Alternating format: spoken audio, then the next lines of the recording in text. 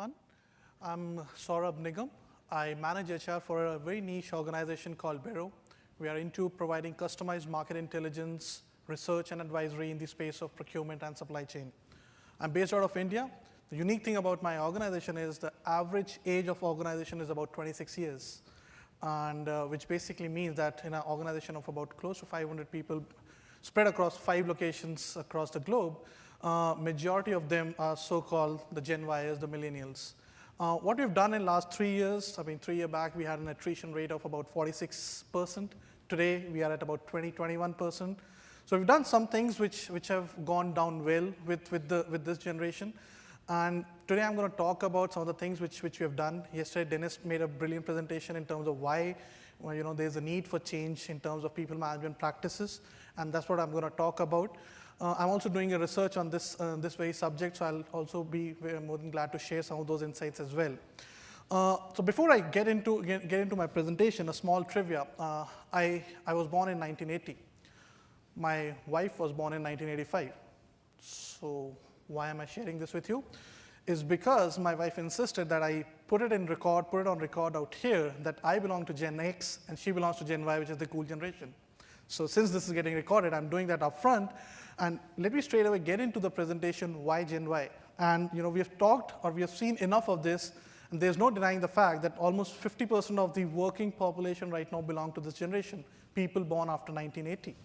Right? And I'm not going to talk about the specifics or the numbers because we have seen and read enough of that. But one small insight by a gentleman called Dan Schwebel, the founder of Millennial Branding, which is an organization which does a lot of consulting in this space, is a slightly concerning figure.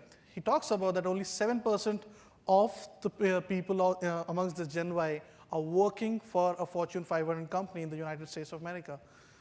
And that's a telling figure, because obviously this would be a sample set which he would have used. But if we extrapolate it, there is a huge message for all these organizations, the big organizations, in terms of how are they going to tap into this widening talent pool of Gen Yers, right? So there's no denying the fact that the yes mans are getting replaced by yes dude mans, and how are we going to do about it? And that's the message which I'm going to carry from here, right? So what are the perceptions about Gen Y? And I'm going to place a question to this audience. My assumption is most of you belong to a generation before Gen Y. And if some of you are from Gen Y, my question is this. How many of you have used one or more of these words to describe a sibling, your kids, your subordinates, peers belonging to Gen Y? How many of you have used at least one of these words? In fact, on the contrary, is anybody who's not used any of these words to describe any of the Gen Yers? Yeah, one of you? Do you belong to Gen Y, sir? Of course. Yeah, all right. Right, so this is my point. The fact that all of you, majority of you, have used or have been using these words to describe the Gen Yers, they're spoiled, lazy, have got really poor work ethics, unrealistic expectations, and whatnot. Is that true for the Gen Yers or the millennials? The point, my sense is, or my research says that it's not true. And here is why, my quick take on it, a 30-second one. This is a generation which has been brought on a mentality of entitlement. This is a generation which is much more tech-oriented than any of the generation was. This is a generation which knows how to use technology to work more efficiently, more effectively, and do a work much more faster. And therefore, if you put all of this together, right, if they can do a work faster, you really cannot term them lazy. This is a generation whom we have taught to ask questions. And therefore, if they ask questions at the workplace, that does not really make them lacking in respect. Right? So that's the perception. Now, if that is the perception which according to me is not true, is Gen Y really different? So what I've done is plotted the generations on y-axis and some of the things which are important at the workplace on x-axis. And obviously, this is just this is not an exhaustive list and just an indicative list. And it's very evident that some of the things which are valued by this generation are different from the previous generation, whether it is work ethics and values, wherein the millennials are very happy doing multitasking, or as we heard even yesterday, they are more happy working with like-minded, more skilled people and things like that. And I've already talked about them being highly technology-oriented, right? Now, if they are different, as is evident from this chart, what does a typical Gen Yer wants? And what I've done is, based on what we did in terms of our employee engagement surveys at my organization, I've bucketed into 3 segments: from their bosses, from their company, and the need to learn. Now, this is a generation, and it can basically be brought down into 3 or 4 buckets. This is a generation which demands or which looks to learn and add value to themselves at workplace, demands flexibility, looks for freedom, looks for recognition and rewards, right?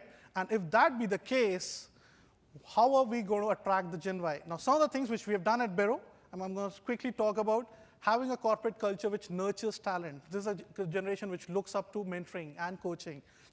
Job flexibility, providing flexibility and challenging work environment.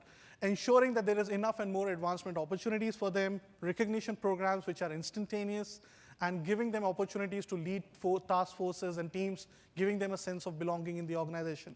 There's only the attraction part. Once they're part of your organization, what are we going to do, or how are we going to motivate and retain them? 2 slides on that, quick one. And there's a very interesting study by McKinsey, wherein they interviewed some of the top executives, CXOs, and managers about the effectiveness of, and I'm just going to go back here, okay, effectiveness of non-incentive rewards, such as a pat on the back, recognition from leaders, managing teams, leading task forces, versus financial incentives like bonuses, stock options, and things like that. Majority of the respondents said that non-financial incentives were far more effective than financial incentives. The irony is, when the same respondents were asked how frequently were they using these, majority of them said they were using financial incentives rather than non-financial incentives. So herein lies the message for us, that are we using the right incentives to motivate these people? Some of the other things, and stems from what they want. So giving them firm flexibility at work, explicit career paths, telling them exactly what they need to do to move from point A to point B in the organization, providing them training opportunities, making your workplaces collaborative, and things like these are things which we can do. And again, as I said, this is not an exhaustive list, just an indicative list in terms of what we have done at my organization to bring it down from that 46 to 21%. So finally, quick conclusion. They are accounting for almost half of the working population right now. They need recognition, learning, and growth. There is a need to look at ourselves, and there's a need for a time for a change in people management, because, believe it or not, they are here to stay, and it's only going to increase. Right? So ladies and gentlemen, I'm going to end this with a small clip. It's not a clip made by me. It's a clip made by one of a very large organization to attract Gen Ys. When I hit the stage, gonna work the flow. Ain't nobody gonna tell me no. I'm non-stop, I don't drop the beat, no. I'm right on cue, I rise to the top. Well, I got the money and I got the time. Self-made, I'm self-paid, cause that's who I am and that's how it goes. I own the show and that's how I roll. That's how I roll. Come on, come on. I am who I am, watch me work it, work it, work it. Yes, I am who I am, you can take it, you can leave it. Cause I am who I am, watch me work it, work it, work it. Yes, I am who I am, you can take it, you can leave it. Can't you see? I just wanna be what I wanna be, and I'm gonna have the time of my... Thank you very much.